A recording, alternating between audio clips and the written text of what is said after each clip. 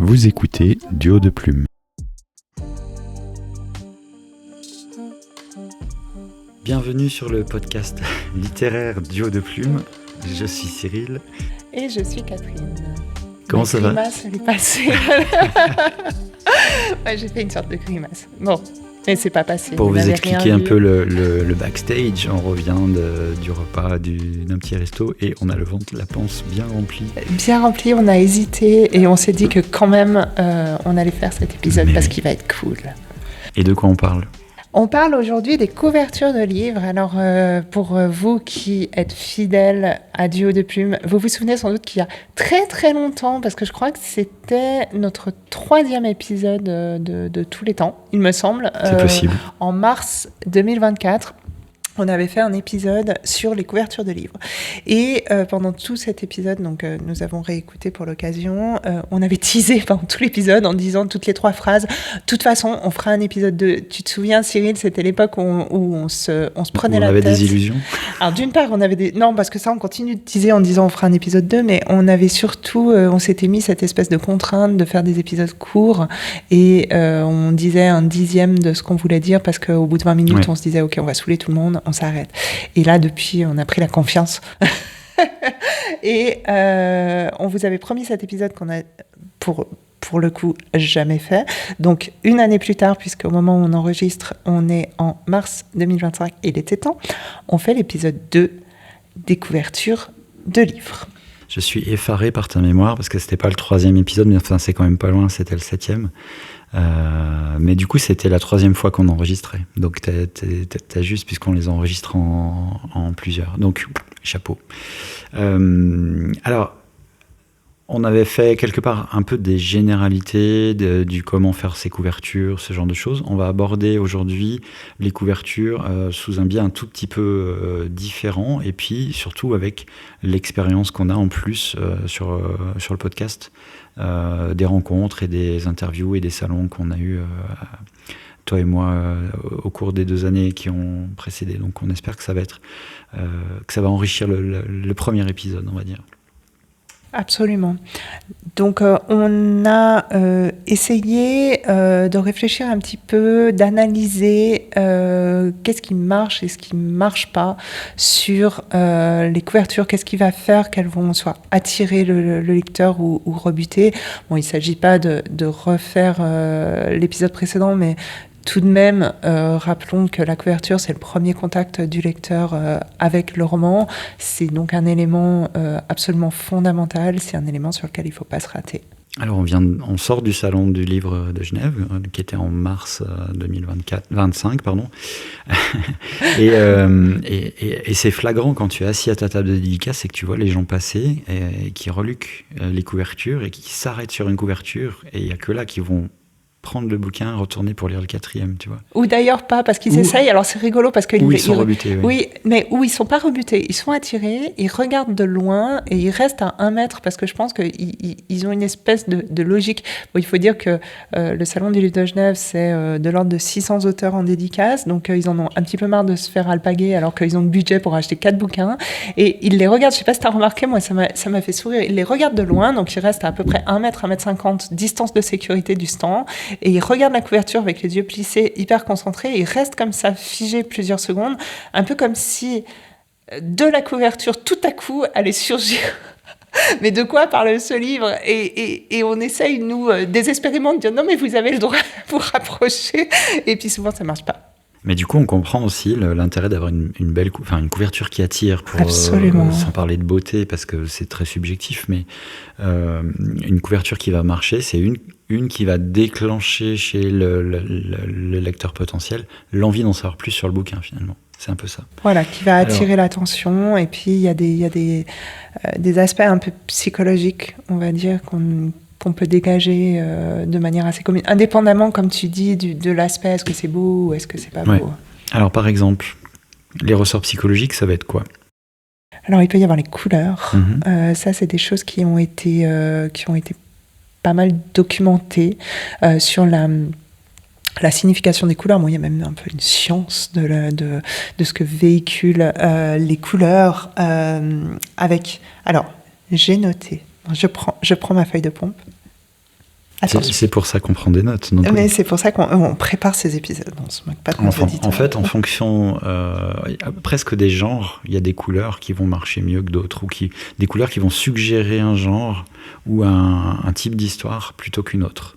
Oui, c'est ça. C'est-à-dire que c'est ce que je disais tout à l'heure. C'est le lecteur qui passe, qui a l'œil qui est attiré, et notamment par une couleur, il va s'attendre à trouver une histoire d'un certain genre et déjà pouvoir se dire rien qu'avec la première de couverture, sans même avoir retourné le livre, est-ce que c'est un bouquin qui est pour moi ou non, finalement. Alors moi, j'avais noté la couleur rouge, c'est synonyme de passion, c'est synonyme d'urgence. Donc on va trouver les thrillers, les histoires qui font peur, et aussi les romances un petit peu, j'ai noté romances chaudes, intenses.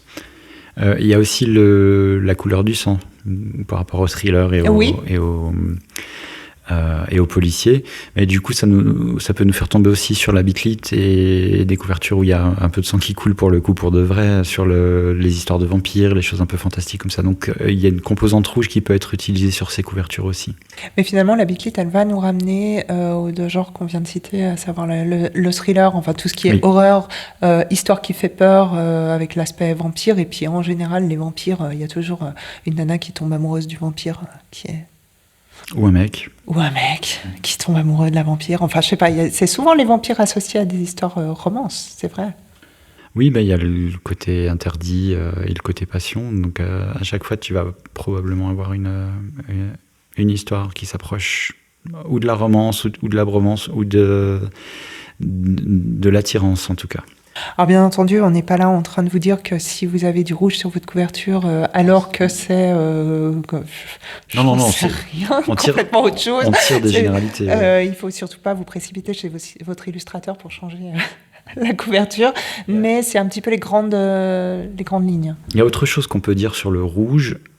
Et sur ça va être vrai pour le jaune aussi, le jaune fluo, c'est que notre cerveau reptilien, notre cerveau primitif, il est fabriqué pour reconnaître ce truc-là. Le rouge, c'est égal à danger. C'est pas pour rien qu'on a les panneaux stop, les panneaux sens interdit en rouge.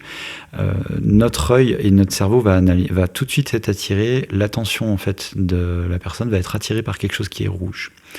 Mais ça peut être aussi, ça peut mal guider quelque part, puisque on peut pas en fait se dire, du coup, je vais mettre du rouge sur toutes mes couvertures, parce qu'il y a quand même ces codes de genre qui sont intriqués avec. Donc oui, le rouge va attirer l'attention de quelqu'un, mais le risque qu'on prend en mettant du rouge sur une couverture dont le genre ne correspondrait pas vraiment avec cette couleur, c'est on risque de décevoir notre potentiel lecteur. Et donc, il y a un côté briser la confiance qu'il pourrait nous accorder qui fait qu'il ne va pas craquer.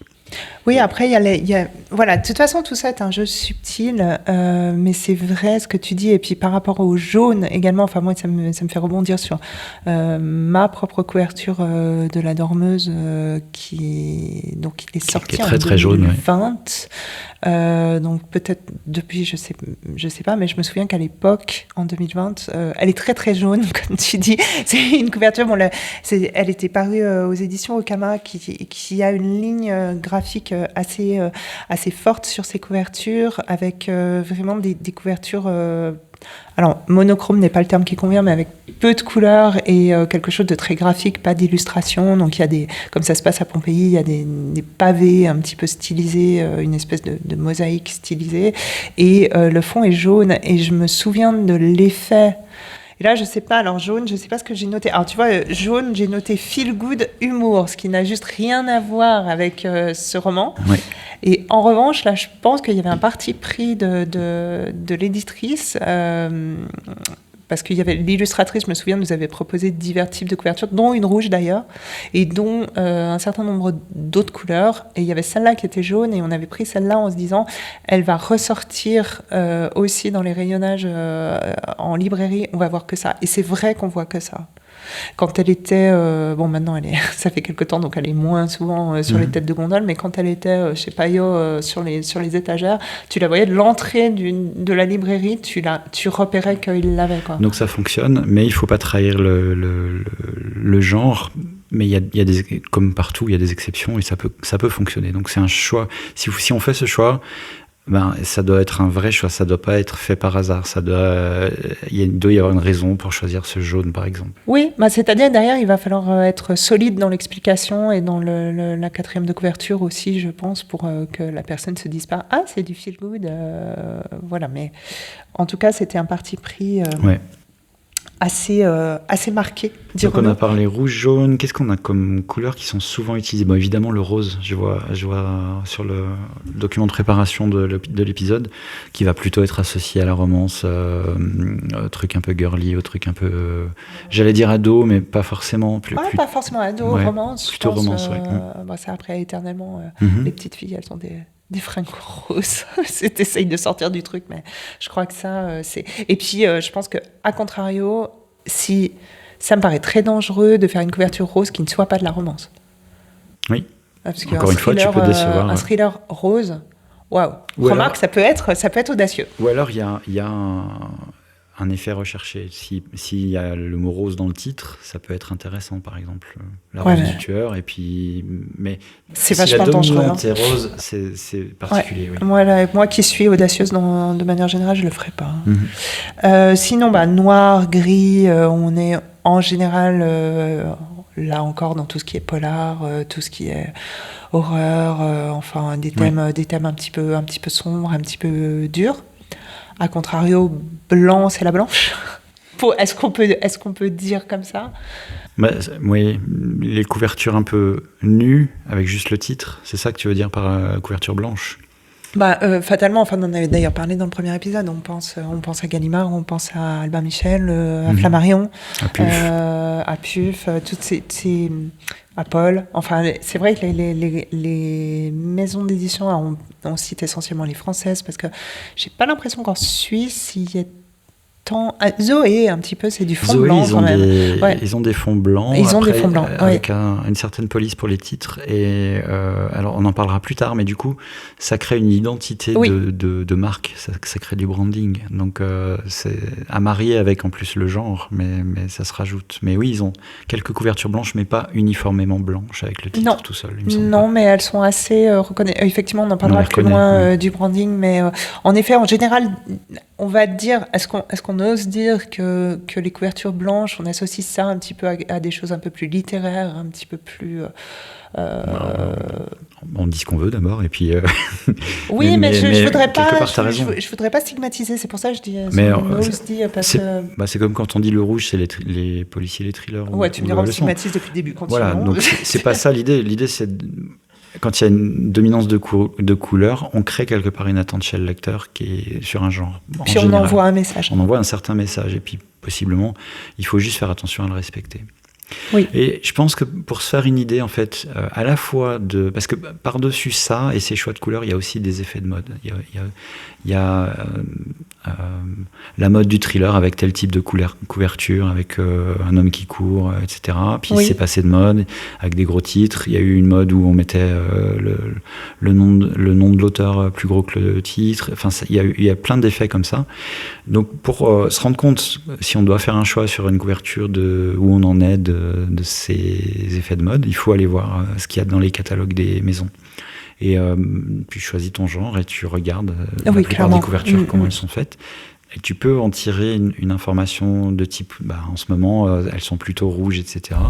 Et après, on fait un choix en conscience, c'est-à-dire est-ce qu'on s'en démarque ou est-ce qu'on correspond au code du moment et du genre. Et donc, ça aide le lecteur à choisir le bouquin. Il ne va pas être déçu. C'est un choix à faire. Et comme tu dis, avec vraiment cette logique d'effet de mode qui est vrai. Alors, tout dépend, parce que je pense que le rose, c'est de la romance, après, et c'est de la romance forever, quoi. Mais après, il y a quelquefois, en effet, des effets de mode, et notamment, par exemple, dans la fantasy, alors là, on est un petit peu moins en termes de couleurs, mais on a les couvertures de romans fantasy avec toujours un personnage très guerrier, avec un stéréotype, un petit peu des couvertures un peu toutes les mêmes, avec beaucoup de doré, avec des bestioles, des loups, des machins derrière, la lune, et peut-être que c'est aussi un effet de mode qui à un moment donné on va passer à autre chose. Donc si on se met comme ça, on respecte le genre, mais c'est tellement On est noyé dans la masse. cliché. Oui, on est noyé dans la masse, et puis à un moment donné, ça risque de dater un peu le bouquin. Je pense que c'est à double tranchant. Il faut encore une fois faire ce choix en conscience. On peut se tourner aussi, parce que ça marche à peu près pareil, sur les affiches de films. Les affiches de films, par exemple, les films d'action, c'est toujours du teal and orange, c'est-à-dire du bleu acier sur une partie de l'affiche et de l'orange feu sur l'autre partie de l'affiche. Tu regardes les Avengers, tu regardes tous ces trucs un peu de vraiment films d'action, c'est souvent axé comme ça, avec des gros titres en jaune un peu, non? Alors les couleurs variantes, jaune, blanc, etc. Mais surtout, la police, c'est à peu près toujours la même. C'est une police qui est plus haute que large, qui est un peu bold. Côté, qui est un peu... Voilà. Donc il y a des codes un peu comme ça, et il faut s'en inspirer pour faire des choix de couverture. Donc là, on est plutôt sur la psychologie et l'attirance du potentiel lecteur. Qu'est-ce qu'on avait Ah oui, il y a une partie qu'on voulait aborder sur les erreurs, ou on a dit les pires erreurs, les choses qu'il faudrait éviter de faire. Alors on en a un petit peu parlé, il y a le ciblage trompeur, le thriller avec une couverture rose. Quelque part, il y a tromperie sur la marchandise. Le lecteur qui s'attend à avoir de la romance va être déçu, et celui qui va chercher du thriller, il va juste pas trouver le bouquin. Donc il y a un peu... Voilà. C'est exactement ça. Et puis il faut penser que le pauvre libraire aussi, il va... Aussi, il va avoir du mal à classer ton bouquin. Il va le classer où? Et s'il voit une couverture comme ça... moi, je me souviens, pour l'anecdote, mais pour illustrer le propos, sur mon premier roman, où c'était donc ceux d'en haut, une famille d'éleveurs de chevaux, il y avait des chevaux sur la couverture, et en librairie, il y avait pas mal de librairies qui l'avaient mis en manuel d'équitation quand même. Parce qu'ils sont occupés, je jette pas la pierre, ils sont occupés, ils n'avaient pas pris le temps, ils avaient dit ok, cheval, équitation, go quoi. Et non, mais surtout, non, en fait, le plus probable, c'est que les gens qui aiment les chevaux vont être aussi attirés par ton bouquin, du fait de la couverture et de l'histoire. Alors ça faisait aussi du sens un petit peu. En fait, ils font des choix qui sont commerciaux. Donc, mais non. Alors, je pense que là, c'était plus une erreur, parce que même si tu aimes les chevaux, si tu vas chercher un manuel d'équitation, tu n'as pas envie de lire un roman, même dans le milieu du cheval.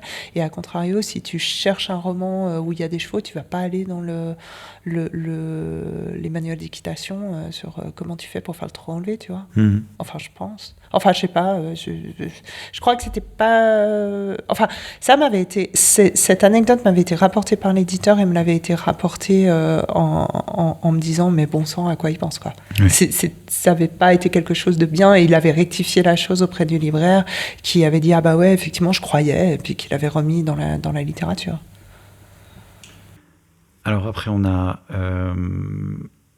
Donc dans j'allais dire des clichés, mais c'est pas vraiment ça. C'est des choses qui orientent fortement l'impression du lecteur. Par exemple, on a noté qu'une couverture dessinée, ça fait beaucoup plus jeunesse qu'une couverture plutôt photoréaliste, ou même si c'est du fantastique, un peu plus photoréaliste que du dessin. Donc ça va orienter un petit peu l'attente du lecteur, et il va s'attendre à trouver tel type de récit et être déçu. Donc c'est ce genre d'erreur à pas faire. Qu'est-ce qu'on a mis d'autre? L'effet couverture moche, qu'est-ce que ça veut dire? L'effet couverture moche peut freiner un livre génial. C'est vrai que on peut avoir un texte et une histoire qui est top class et gâcher le truc, dans le sens où les lecteurs vont pas le trouver à cause d'une couverture qui serait ratée. C'est ça, et ça rejoint un petit peu la question qu'on avait soulevée la dernière fois, et puis qu'on peut soulever là encore, c'est est-ce qu'il faut que la couverture plaise à l'auteur, ou pas? Enfin, j'entends, moi j'ai plusieurs exemples en tête d'auteurs qui ont choisi une couverture pour des raisons extrêmement émotionnel, type c'est mon fils ou ma fille qui l'a dessiné, ou je me souviens aussi dans la toute première maison d'édition où j'étais, où l'éditeur m'avait montré un bouquin en me disant oh là là, c'est catastrophique, on s'est fâché avec l'auteur, mais il avait absolument voulu imposer sa couverture, et la couverture c'était l'auteur avait fait une espèce de dessin que lui avait fait, pseudo-humoristique, tu sais, comme c'est des dessins de presse. De presse, oui, je veux dire. C'était moche, pas drôle, et tu voyais pas le truc. Pas le rapport Et avec tu vois, il n'y a pas le rapport. Et alors j'imagine, je me souviens plus vraiment, mais je crois que c'était un roman un peu humoristique, donc c'était pas complètement à côté de la plaque, dans le sens où c'était pas un polar, quoi. Mais l'éditeur avait clairement dit, puisqu'il était sorti depuis quelques temps, et il me l'avait montré comme le truc à pas faire, parce que les ventes étaient catastrophiques. Et l'auteur tenait absolument à ce que ce soit cette couve, parce qu'il avait fait le dessin exprès, ou un ami avait fait le dessin, enfin je sais plus, mais il fallait que ce soit ça, parce que c'est son bébé, parce que... et ça rejoint un petit peu la question qu'on se pose souvent, on en a aussi parlé dans l'épisode précédent, de dire est-ce que quand on est en maison d'édition, en tout cas traditionnelle, où bien souvent ce que reprochent les auteurs, c'est que les éditeurs imposent la couve, mais il y a peut-être un sens à ça, quoi. Parce que est-ce qu'on est les meilleurs pour choisir nos couves C'est une bonne question. Mais il y a en même temps des avantages par rapport à ça à l'auto-édition. C'est que si tu vois qu'une couverture ne marche pas, tu peux en changer très facilement. Là où c'est c'est impossible en maison d'édition traditionnelle. Où il faut refaire une édition. Compliqué. C'est très compliqué. Il faut refaire une édition, il faut refaire un ISBN, il faut refaire un badge d'impression, donc c'est compliqué, quoi. Il y a un bon exemple là-dessus, encore une fois, et tu vas me dire, je cite tout le temps le même auteur, mais c'est parce qu'en ce moment je m'intéresse à lui, Brandon Sanderson, qui est hyper connu dans le milieu du fantasy maintenant. Quand il s'est lancé, il a commencé à être connu au bout de 2 tomes d'une de ses premières sagas, et au 3e tome, la maison d'édition change d'illustrateur. Et donc, le 3e tome qui sort, contre l'avis de l'auteur, sort avec une couverture qui finalement est en décalage complet avec les 2 premiers tomes. Donc, il n'y a pas d'identification avec la série, finalement. Même s'il y a les personnages mais le style est très différent. Ça a été catastrophique. Ils ont complètement craché les ventes avec ça, au point que la maison d'édition refusait de signer sur un 4e tome. Et donc il a dû se battre avec son équipe pour réembaucher l'ancien illustrateur, pour refaire la couverture, etc. Et la seule façon que la maison d'édition a accepté, c'est de faire une nouvelle édition, d'appeler ça une édition spéciale, etc. Et il a eu raison d'insister, parce que derrière, ça a lancé sa carrière. Ouais. Donc, il y a un effet couverture qui est non négligeable, qui est important. Quelle que soit la taille de l'auteur, enfin la notoriété de l'auteur. Oui, puis sur une série, alors c'est vraiment... enfin, à part si l'illustrateur est mort, ou que tu as un problème... Il y a des problèmes de droit, Ouais, alors je sais pas, mais surtout si ça avait cartonné sur les 2 premiers, donc... Oui, mais tu peux te dire, c'est pas forcément... Et puis tu peux te dire aussi, c'est bon, ils connaissent l'auteur, ils vont suivre sur le 3e tome. Après tout, si tu as lu les 2 premiers, tu vas quand même investir dans le 3e, si l'histoire t'a plu. Quelque part, ça se tient, mais ça met de côté tous les gens qui découvriraient la série en tombant sur le tome 3. Alors ça met de côté ces gens-là, et ça met de côté aussi les gens qui ont envie d'avoir une série cohérente. Il ne faut pas oublier non plus l'effet esthétique de l'objet et de la cohérence et l'harmonie de la série. Il faut viser une cohérence dans le choix du graphisme de la couverture. Sur une série, c'est encore plus important. Oui. Parce qu'on va toucher aussi, on est encore une fois à la limite du branding et de l'identification, de l'identité d'un auteur ou d'une série avec ce graphisme-là. Donc si tu changes au milieu, c'est vite compliqué. Moi, j'ai d'ailleurs j'ai le cas là, qui va se présenter, alors c'est sur ma petite série, petite pour les petits, chez Ozu, Copines et musique pop, dont le 1er tome est sorti donc l'été dernier, avec illustré par une illustratrice X, et pour des raisons qui sont une histoire entre la maison d'édition et l'illustratrice, ils ont mis fin à son contrat. Donc ça veut dire que pour le tome 2 qui va sortir en juin, ils changent d'illustrateur. Et donc, moi, là, pour le coup, je suis en maison d'édition, je sais même pas ce qui s'est passé. Oui, puis t'as pas ton mot à dire, presque. Disons, c'était fait. Bon, après, on n'est pas dans un truc où on en a vendu des millions. Hein. Attention, c'est un 1er tome, c'est pour les 7 ans et plus. T'es pas dans un machin, voilà, mais quand même. Et donc, mon éditrice m'a dit, pour info, on change. Et j'ai trouvé la démarche assez... ils ont été contraints. Enfin, eux, c'était vraiment pas leur souhait, mais c'est plus venu d'un problème avec l'illustratrice, en fait. Et ils ont pris une nouvelle illustratrice. Et ce qui a été décidé, c'est de changer, parce que elle va pas plagier la première. Enfin, elles n'ont pas tout à fait le même style, mais elle a quand même...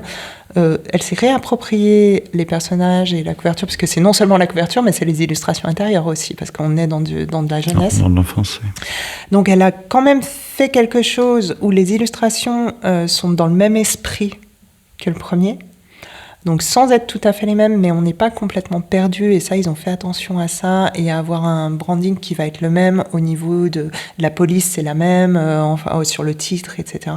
Et puis ce qu'ils vont faire dans le prochain tirage des premiers tomes, c'est changer les illustrations pour garder la cohérence.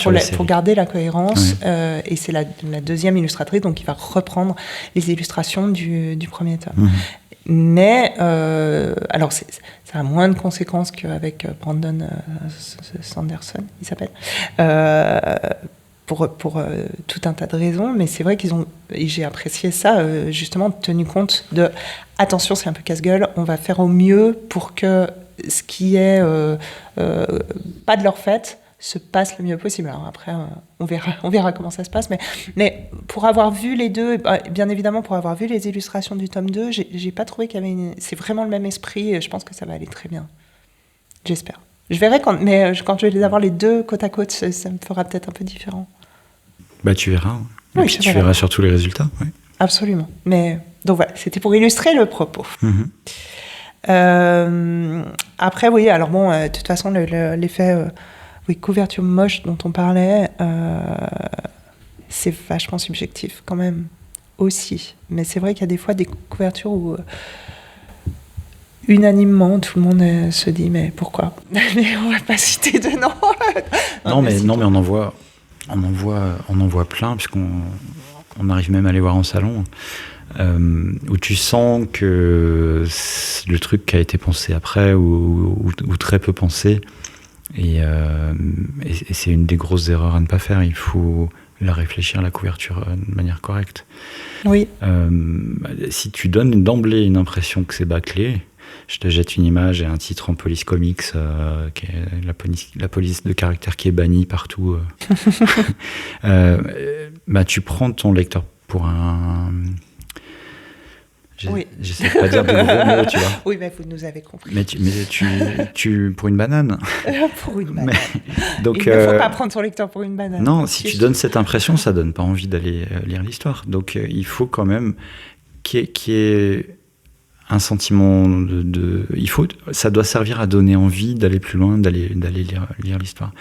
Il faut pas imaginer que les lecteurs vont passer outre une mauvaise couverture. Ça arrive, je dis pas que ça n'arrive jamais, mais il faut pas s'imaginer que les lecteurs vont passer outre une mauvaise couverture, avoir la curiosité quand même d'aller guigner le 4e et d'ouvrir le bouquin et puis dire je vais le prendre quand même. Non, à moins d'être effectivement super connu et de pouvoir se dire. Mais là, c'est le nom qui vend, c'est plus la couverture. On va oser citer, peut-être. Enfin, moi, je me suis posé la question un peu pour le dernier roman de Joël Dicker, La très catastrophique visite du zoo, où le titre est quand même étonnant. Mais c'est de la jeunesse, non ? Je crois que c'est de la jeunesse. Oui. Et la couverture est très... on aime ou on n'aime pas, mais c'est vieillot, c'est une espèce d'illustration bizarre. C'est pas... Voilà, enfin, je suis pas la seule à le dire. Enfin, dans le milieu Booksta, je veux dire, tout le monde se dit un peu, mais c'est quoi ce titre, c'est quoi cette couverture ? Ça fait un peu Martine Ozoho, quoi. Pardon, Joël. Entre mes newsletters, si Joël me téléphone pas dans pas longtemps, je sais pas pourquoi. Quoi. En même temps, c'est de la jeunesse, c'est donc très différent de ce qu'il a fait jusque-là. Et quelque part, il y a une identité, Joël Dicker, maintenant. Toutes ces couvertures, elles... Oui, alors il y a ce côté blanc, du blanc en haut, du blanc en bas. Ouais. Et voilà, mais en revanche, la couverture... Enfin, moi, j'aimerais bien... Alors, il faut qu'on invite Joël Dicker du Haut de Plume pour... Justement, moi, je serais... curieuse parce que je peux pas imaginer là, autant pour le coup quand on a des auteurs peut-être en auto-édition qui font le truc eux-mêmes et qui bricolent comme ils peuvent, on peut se dire que c'est un manque d'expérience et de connaissance du terrain et du milieu. Autant Joël Dicker, je pense qu'on ne peut pas l'accuser de ne pas connaître le milieu, ni d'avoir des conseillers, ni d'avoir l'argent pour faire une couverture. Donc pourquoi il a l'expérience professionnelle pour faire quelque chose. Bien évidemment. Donc c'est forcément un choix. Donc voilà, donc c'est un choix, et c'est un choix qui est peut-être super réfléchi, et je serais assez curieuse. Alors, je pense que ça va, bien entendu, et puis on le voit, il est sorti il y a un mois, et puis c'est déjà en tête de partout parce que c'est Joël Dicker. Mais voilà, qu'est-ce qui s'est passé dans sa tête pour faire une couverture comme ça? Parce que moi, je sais pas, personnellement, ça me donne pas envie. Mm-hmm. Mais c'est Joël Dicker. Vois, du coup. Ouais, tu vois, ouais, elle est. Bon, alors, on la mettra sur le site. Non. Ouais, je sais pas si on la mettra peut-être pas sur le site, mais elle est. Ouais, c'est vraiment Martine Ozo, quoi. Je suis désolée, mais elle est pas très jolie. En tout cas, elle te plaît pas. En tout cas, elle me plaît pas. Mais l'idée de se démarquer de ces couvertures précédentes, à mon avis, elle est pertinente. Après, le choix esthétique est peut-être éloigné de ce que tu attendais. Mais en plus, c'est... Enfin, je dis Martine Ozo à dessin, parce que moi, Martine et Caroline à Paris, où, voilà, c'était des albums illustrés quand j'étais petite. Donc, j'étais petite il y a longtemps. Et à l'époque, oui, mais je la trouve vraiment désuète. Enfin, c'est plus du tout en rapport avec ce qui se fait maintenant. J'aime bien parce que tu contemples ton ordinateur et je me pose la question si tu la vois. Non, je la trouve pas encore. Parce que je tombe sur les plus connus pour l'instant. Oui, donc. t'as écrit Zo Dicker, tu vas la voir. Ok. Voilà. Et bon, alors n'hésitez pas à faire des commentaires pour nous dire ce que vous pensez de la dernière couverture de Joël. On lui fera passer le message. Et voilà. Mais il y a... Ah oui, il y a un côté... Mais alors... Ah ouais, non, je vois le côté Martine parce qu'il y a ce personnage au milieu. Mais par contre, il respecte ses codes, c'est-à-dire qu'on a toujours la même iconographie avec le blanc en haut, son nom... son nom... je vais en trouver une... Voilà. Avec la même police, les titres qui sont à peu près pareils. Il y a toujours un bandeau d'illustration qui est plus bas. Alors là, il prend un peu plus de place. Je pense que c'est parce que c'est de la jeunesse. Et ça reste de l'illustration. Tous ces bouquins, c'était de l'illustration. Oui, mais c'est la peinture, c'était... Enfin bref, je l'avais pas vue. Écoute, elle me choque moins que toi. Ouais, moi, et puis elle doit plaire, puisque... Ouais, c'est Joël. Donc c'est toute la question, c'est est-ce qu'ils vont sur... Est-ce que ce bouquin... il a du succès parce qu'on sait la qualité du texte qu'il va produire, etc. Donc, entre guillemets, ils vont sur son nom aussi. Mais bien sûr. Oui, mais est-ce que c'est que ça? Et puis, du coup, est-ce qu'on peut passer outre une couverture moins réussie, selon certains lecteurs? Ça, c'est le branding de l'auteur dont on parlera plus loin, parce que je pense que, très honnêtement, je pense que oui. Pour en avoir discuté en off avec des libraires, ils ont un petit peu cette même analyse, de dire, mais... Bon, la couverture, ils auraient... On parle toujours du livre, le Zo. Ouais, le Zo. Et ils disent, mais c'est Dicker, donc on n'est pas inquiet, quoi. Mais drôle de choix. Mais drôle de choix, il y a sûrement une... En tout cas, ça fait parler. En tout cas, cette couverture fait parler. Là où il réussit, c'est qu'on en parle. Alors, vraiment. Donc, jusque sur Duo de Plume. Donc, voilà. Mais on lui souhaite tout plein de succès, pareil. Et on renouvelle notre invitation. Et on renouvelle notre invitation pour en parler. Si par hasard, il a une après-midi pour visiter la Gruyère et 1 heure au milieu de ça pour venir enregistrer chez nous. Voir, on se déplace, Joël. Ouais. Oui, avec plaisir. Avec plaisir. Bref, donc, voilà. Donc ça, c'est...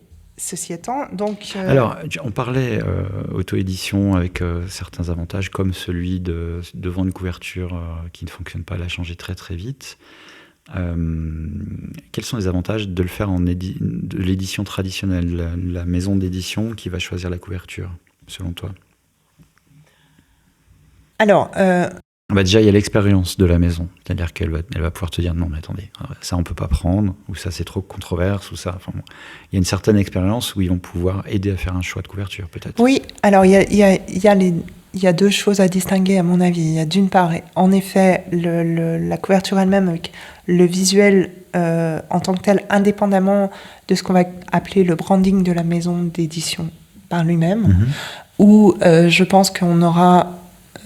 des conseils, comme tu viens de le dire, d'expérience avec toute une équipe d'illustrateurs, de graphistes, de personnes qui ont la connaissance du marché, de ce qui se fait. Alors bon, ça dépend, hein. Il y a aussi des maisons d'édition où on se dit, voilà. Mais de manière générale, il y a quand même des choix par des professionnels. C'est mieux que moi ce que je peux bricoler sur Canva. Clairement, c'est un métier. Donc il y a cet avantage-là. Et puis l'autre avantage, alors, selon la maison dont on parle, et sa notoriété, et la puissance de frappe au niveau du branding, il y a ce fameux branding, c'est ce dont tu parlais, l'image de marque de la maison, un peu ce dont ou de la série. Mais on posait la question sur la maison.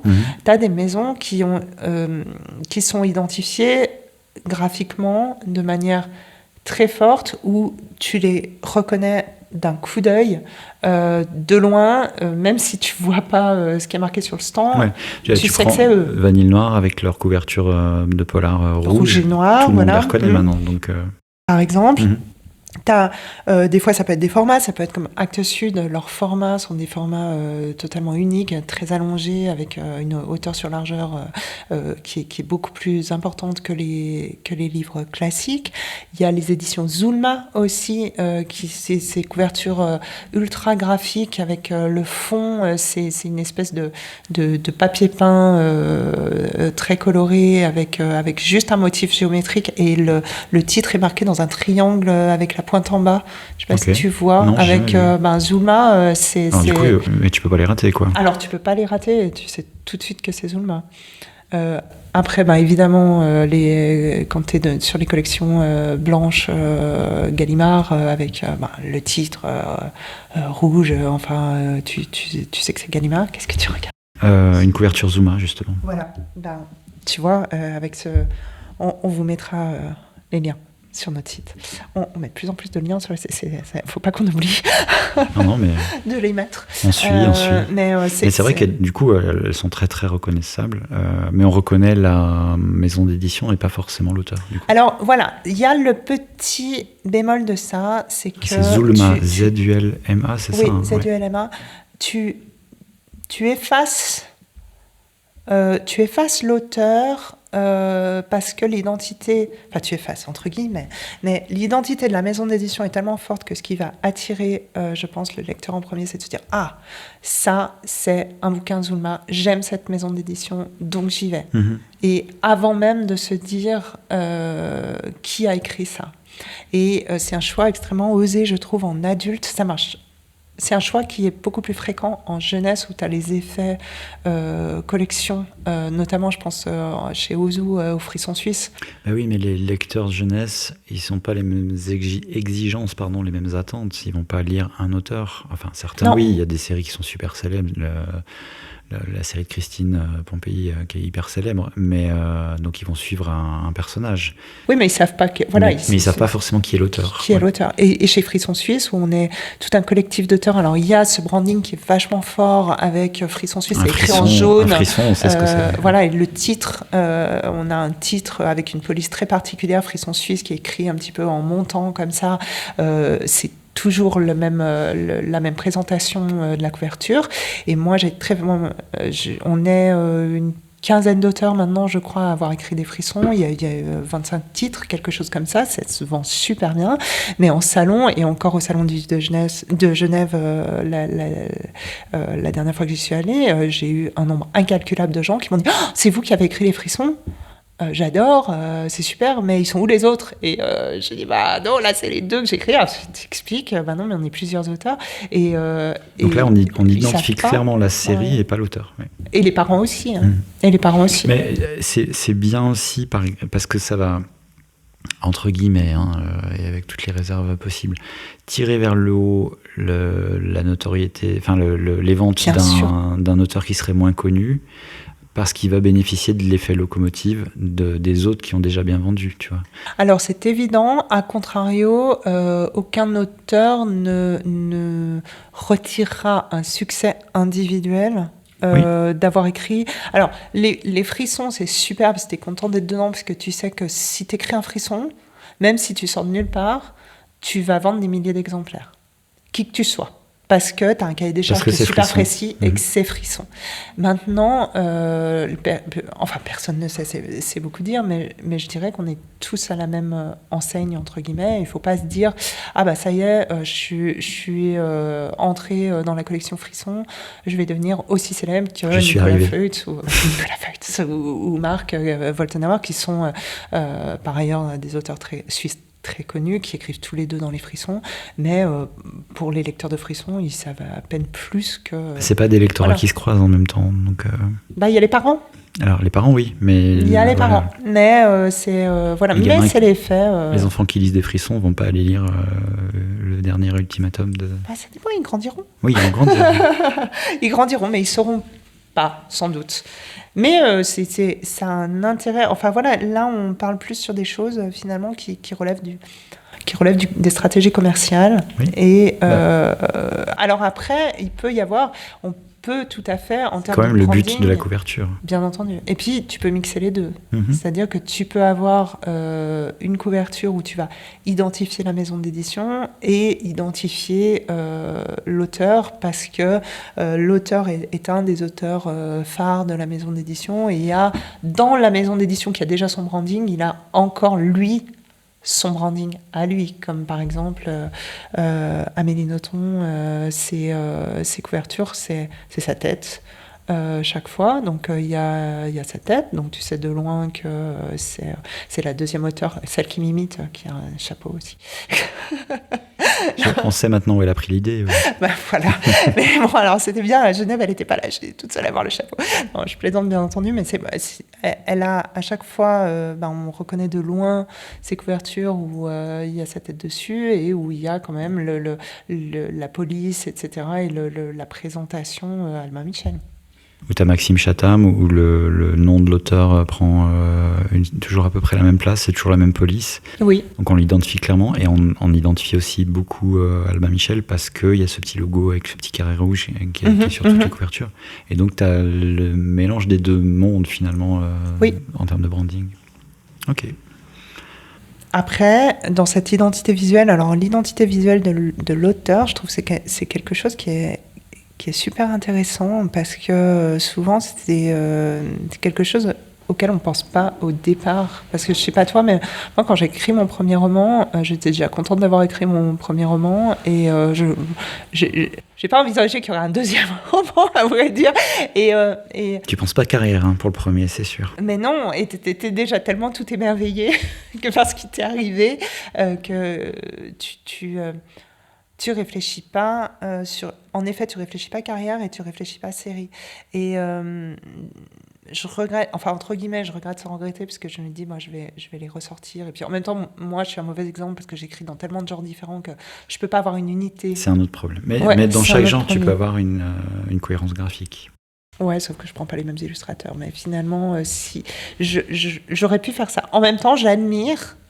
Je trouve très très chouette les couvertures. Alors je pense notamment des auteurs anglo-saxons et notamment à Stephen King dans ses poches, où à chaque fois Stephen King, c'est là pour le coup le nom de l'auteur est 1000 fois plus grand que le titre. C'est 3/4 de la couverture. Et voilà, et avec une police qui je pense a été designée pour lui et qui est toujours la même. Avec cette police particulière, tu la repères de loin. Même il aurait écrit autre chose, il manquerait le H à Stephen King, c'est pas grave, tu vois que c'est Stephen King et tu fais même pas gaffe parce que t'as repéré, ton œil repère ce graphisme, et puis finalement ce qu'il y a autour, c'est pas grave, tu vends là-dessus, quoi. Je sais pas où je voulais en venir. Non, je parle. C'est des choix que tu peux refaire quand tu as un certain succès. Tu peux redesigner, rééditer tes anciens romans avec une nouvelle couverture, par exemple, dans le cas d'un certain succès. Mais c'est clair que tu peux pas penser ça en début de carrière.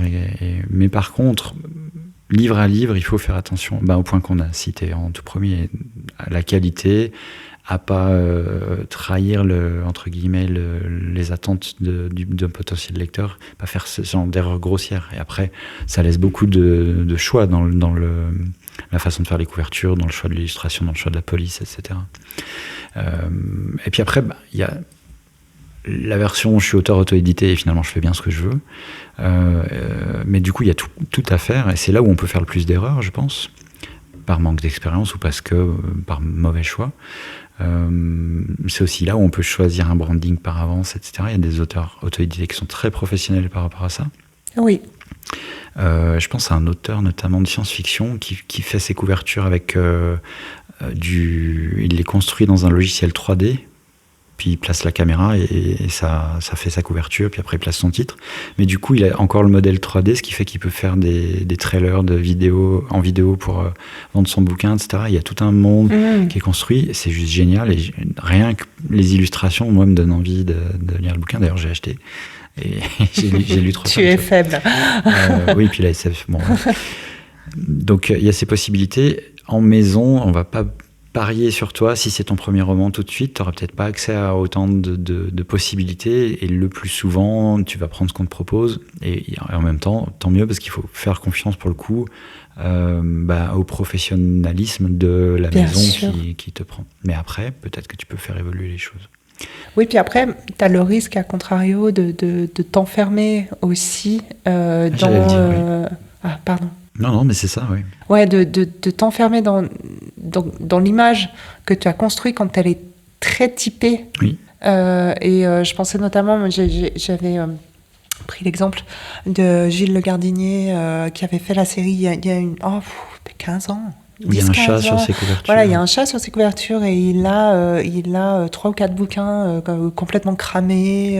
C'est un des titres dont je me souviens. Et à chaque fois, il y a un fond, c'est photo, avec un fond très coloré, pas toujours de la même couleur, avec un chat marrant, avec un chapeau, voilà. Et le titre. Chapeauté. Un chapeauté, exactement. Et le titre, et c'est... Bon, de toute façon, le chat, on sait que ça marche. Toute manière, en tout cas sur moi. La génération Internet.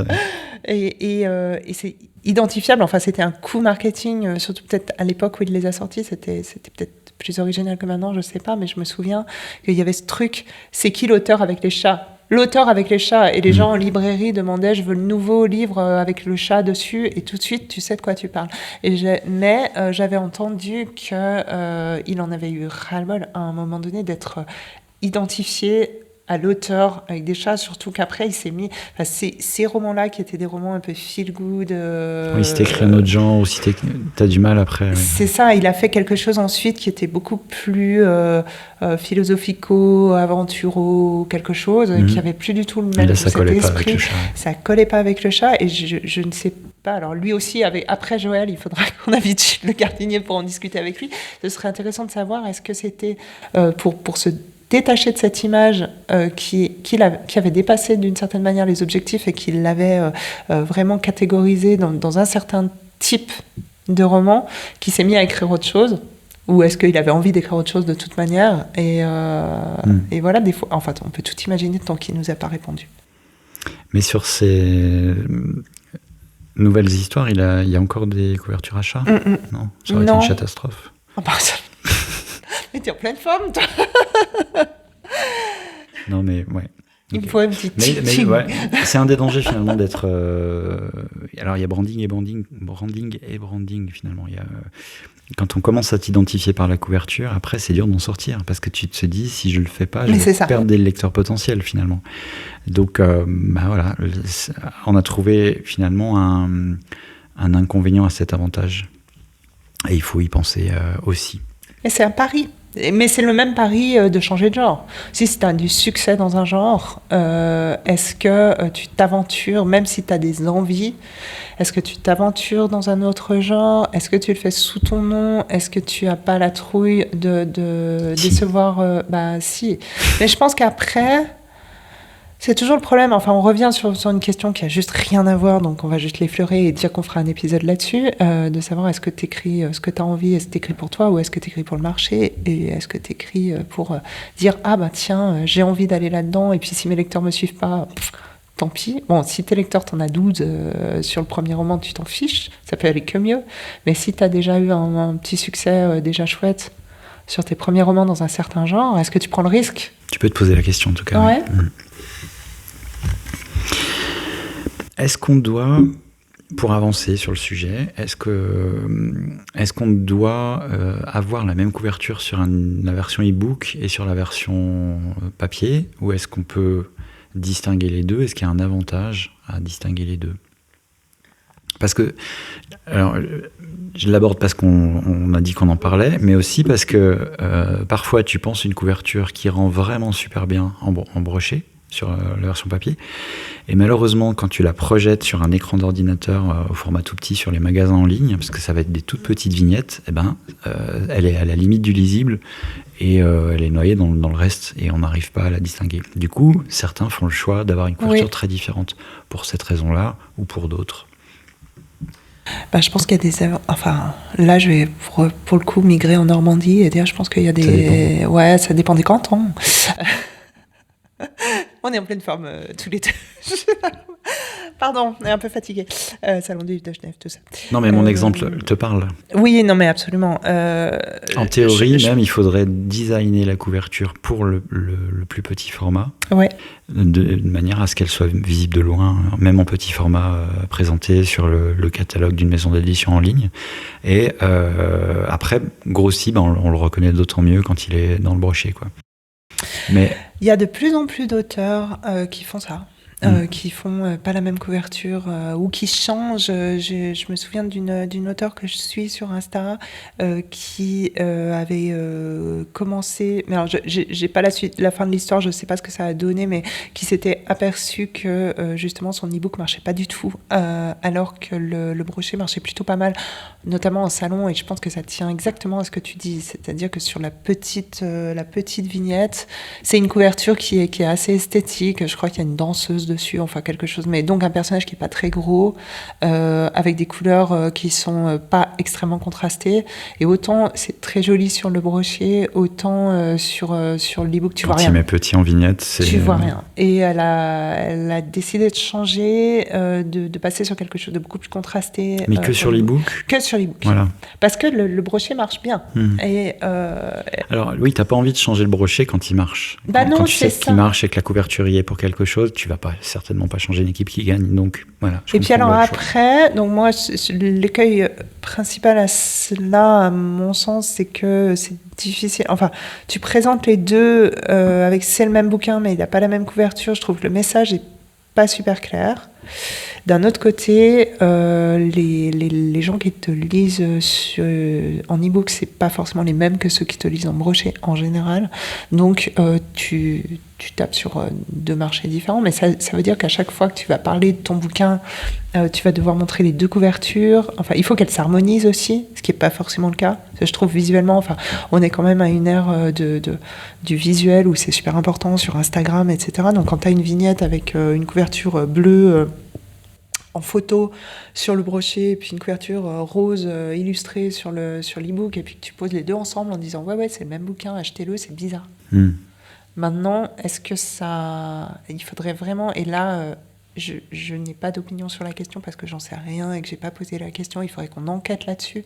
De dire, est-ce que faire ce choix-là à booster les ventes, par exemple, en e-book. Alors, ce que je peux dire, en tout cas, c'est que je sais que Jupiter Phaeton a fait ce choix pour une de ses séries, en tout cas, de pas prendre la même couverture d'emblée.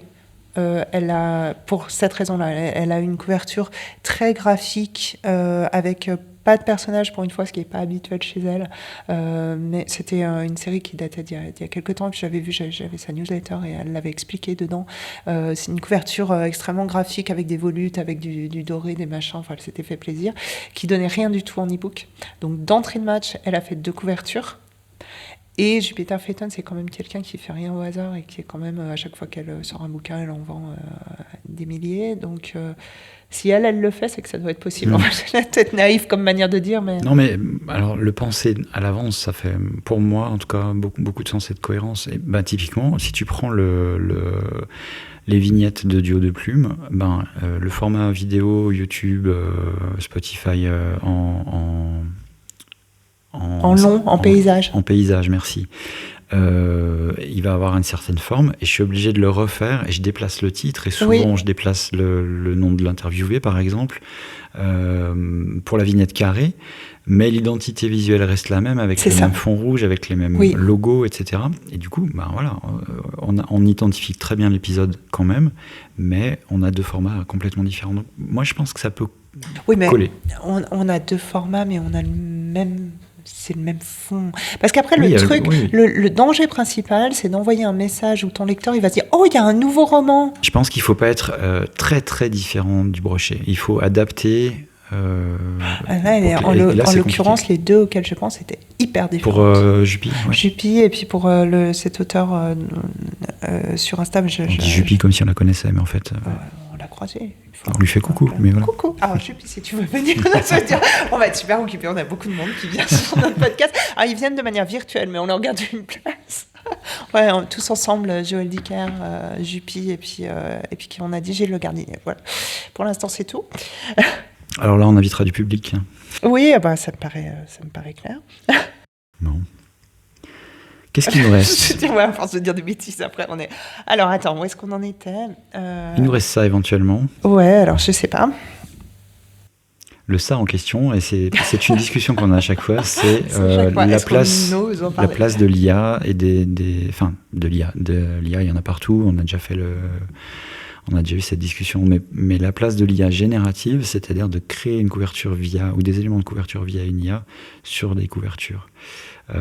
Et on est encore tranché, on n'arrive pas à avoir d'avis manifestement tranché, au-delà du fait qu'il faut préserver le job des illustrateurs et que finalement, si tu veux atteindre une certaine qualité et du conseil et un rendu professionnel, t'es obligé de te tourner vers un illustrateur professionnel ou une illustratrice professionnelle, et que l'IA va pas faire ce job. Mais on entend tant mieux aussi, pour eux d'une certaine manière. Oui, alors clairement. L'autre danger que j'identifie avec l'intelligence artificielle générative, c'est un lissage avec un peu... toutes les images d'IA se ressemblent un petit peu. Alors, c'est de plus en plus photoréaliste, je suis d'accord. Mais justement, ça l'est tellement, et il y a tellement cette espèce de perfection avec en même temps une main à 6 doigts que tu repères tout de suite. Donc, autant, il y a encore une année, je regardais avec attention ce milieu et ses possibilités. Autant maintenant, dans le cadre de créer une couverture, je suis un peu beaucoup plus refroidi, plus, ça fait très 8 ans, mais chers auditeurs, vous me pardonnerez ce truc, mais je suis refroidi par rapport à le fait d'utiliser une IA de A à Z pour faire une couverture. À mon sens, c'est pas cohérent, c'est pas qualitatif, ça va finir par se voir, et il y a ce côté qui prétérite à la touche humaine et au fait d'avoir quelqu'un qui va travailler avec toi pour améliorer le bouquin, etc. Et puis, j'ai pas peur que ça enlève du job, parce que justement, ces professionnels-là, c'est ça qu'ils apportent en plus, les illustrateurs professionnels, c'est toute leur expérience, c'est toute leur humanité. Ceux-là, à mon avis, sont à l'abri de la génération rapide par les IA, parce qu'ils ont ce truc en plus. Les gens qui font ça en amateur, entre faire ma couverture en IA et la filer à mon voisin parce qu'il sait manier Photoshop, finalement, là, oui, l'IA va être un peu meilleure, je pense. Mais du coup, est-ce que tu veux vraiment ça ? Est-ce qu'il ne vaut pas mieux carrément se cantonner à une couverture blanche avec juste le titre ? J'en sais rien. Trouver une autre solution. Donc voilà, moi, j'en reviens un petit peu. Je ne sais pas quel est ton point de vue par rapport à ça. Pareil, j'ai trouvé, alors tout à l'heure, avant d'enregistrer cet épisode, on a reçu en interview Claudine Abdelkader, qui est une narratrice de livres audio. Et je fais un petit peu le parallèle parce qu'on lui a posé la question. Elle a eu un peu le même discours. Oui, on lui a posé la question puisque elle est narratrice de livres audio à l'heure où de plus en plus d'audiobooks sont narrés par des intelligences artificielles. Ça se développe de plus en plus et on lui a posé la question de comment elle voyait les choses et est-ce que ça l'inquiétait. Et sa réponse était extrêmement intéressante parce que en résumé, elle a dit il faudra juste être plus malin. Et alors oui, bien sûr, ça l'inquiète, mais d'un autre côté, alors c'est peut-être une naïveté de notre part, hein, mais elle compte quand même sur le fait qu'il y aura toujours la supériorité de l'humain, qu'il y aura toujours la supériorité, voilà, et puis la perception et l'émotion et le rendu émotionnel qui va passer tant à travers une illustration que à travers la voix d'un humain qui lit un texte et qui narre un texte, parce que la narration, c'est vraiment... on est dans un travail d'acteur, de comédien. Et ça... Alors, après, le truc, maintenant, on est en 2025, il y a des évolutions qui sont tellement extraordinaires que on ne sait pas, quand on voit ce qu'était l'IA il y a encore 6 mois et ce qu'elle est maintenant... c'est difficile de se projeter et de dire est-ce qu'à un moment donné, les progrès de l'IA vont être tels qu'on ne pourra plus faire la différence. Honnêtement, j'espère que non, parce que d'une part, on a envie de garder ces professionnels passionnés et artistes. Mais il y a ce danger-là, tu sais, pour qu'une IA fonctionne, il faut l'entraîner sur des... Oui, alors il faut lui donner à manger. Et puis, il n'y a plus de contenu, il n'y a plus assez de contenu. Et donc, on commence à entraîner l'IA sur elle-même. Et c'est là où on a cet effet lissage. C'est-à-dire que petit à petit, si tu lui donnes le texte qu'elle a elle-même généré, elle va apprendre à écrire de la même façon. Pour ce qui est de générer des textes, ça va être pareil pour les images.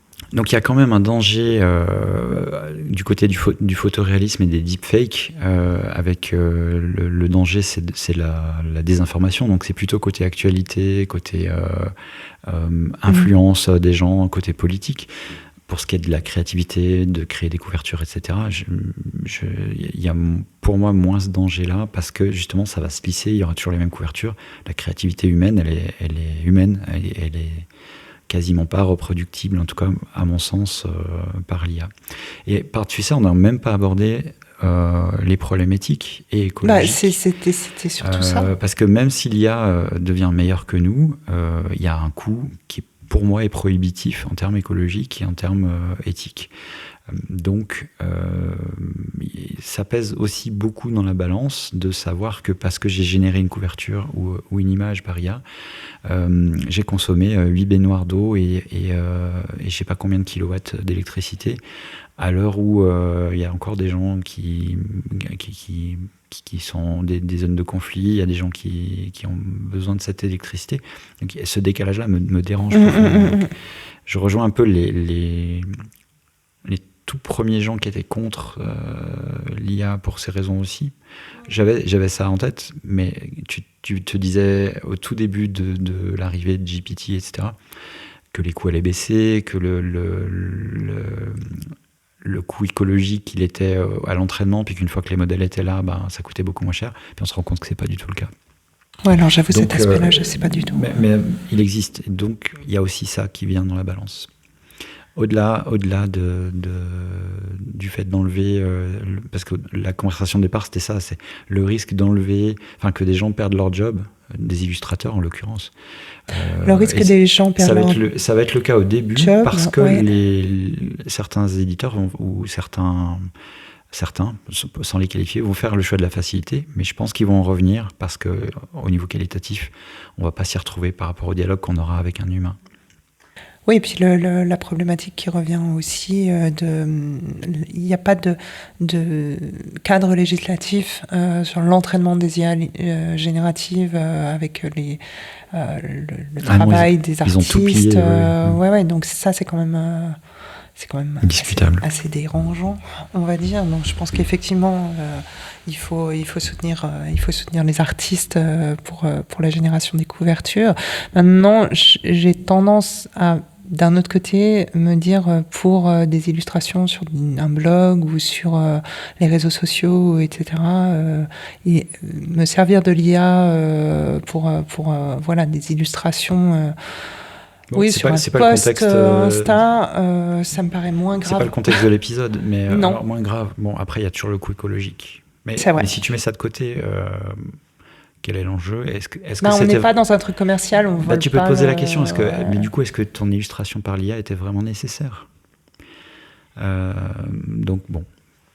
Mais c'est une autre discussion. Oui. Non, mais par exemple... Et encore une fois, on met de côté le coût écologique, ce qu'on ne devrait pas faire. Mais si l'IA devient moins coûteuse en énergie, moins coûteuse en eau, etc., et qu'elle me sert à illustrer l'ambiance que je veux et que je donne cette image générée à mon illustratrice, à mon illustrateur pour dire voilà, j'aimerais que c'est dans cette mood-là, dans ces composants-là, et puis ça traduit mon intention un peu mieux qu'avec des mots, parce que ça aide visuellement à faire le choix à l'illustratrice. Là, pourquoi pas? Mais on revient encore, et pour l'instant, je trouve que ça coûte trop cher à la planète pour le peu de bénéfices qu'il y a. Je crois qu'on est encore dans le flou de toute manière, on est encore dans une espèce de c'est très clivant comme sujet, puis je pense que ça va évoluer sur plein de points de vue. Il n'y a pas de bonne réponse. Là, je partage juste mon point de vue, et puis on discute aussi avec d'autres auteurs en salon, et il y a des points de vue qui sont très différents, très clivés. Il y en a qui ne voient pas le problème et qui écrivent carrément avec, d'une façon ou d'une autre. Il y a certains domaines où l'IA, à mon sens, est révolutionnaire. Je pense à certains domaines très spécifiques et niches de la médecine, ou certains autres domaines où l'IA va être meilleure, mais il y a aussi... où c'est un assistant aussi, où c'est utilisé comme assistant un petit peu omniscient, entre guillemets, enfin qui sait mieux... Donc de savoir m'écrire mon roman, c'est revenu à une place plus cohérente et normale, qui est, ça reste un outil dans ta boîte à outils. C'est ça. Et comme tous les outils, il faut savoir et apprendre à l'utiliser et connaître ses limites et connaître son éthique. Après tout, je peux utiliser un marteau pour planter un clou et aussi pour assassiner mon voisin. Et c'est l'humain qui s'en sert qui fait la différence. Donc ça va être un peu le danger, c'est pas l'IA, c'est l'humain qui va se servir de l'IA finalement. Et on peut même extrapoler dans tous les domaines. Mais on revient, c'était les couvertures de notre sujet. Donc voilà.